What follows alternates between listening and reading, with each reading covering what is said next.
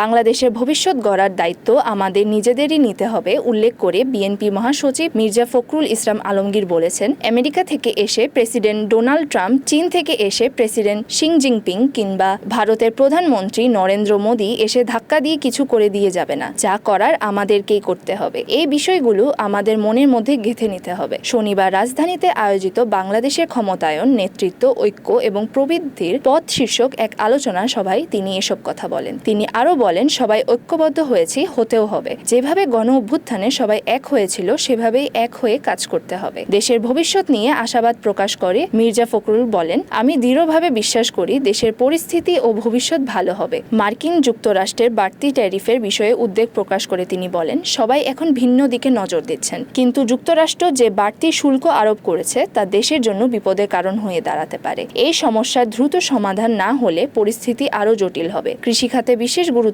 দেওয়ার আহ্বান জানিয়ে বিএনপি মহাসচিব বলেন, কৃষকদের প্রতি গুরুত্ব সহকারে কাজ করতে হবে। মাঠে ঘাটে যারা পরিশ্রম করছেন তাদের সম্মান ও সহায়তা নিশ্চিত করতে হবে। তাহলেই দেশের অর্থনীতি ঘুরে দাঁড়াবে। এ সময় তিনি ডক্টর ইউনূসের প্রসঙ্গে বলেন, ডক্টর ইউনূস সাহেবকে দায়িত্ব দেওয়া হয়েছে। তিনি চেষ্টা করেছেন, তাকে ধন্যবাদ জানাই। আশা করি তিনি সফল হবেন। আসুন আমরা নিজেরা নিজেদের সাহায্য করি।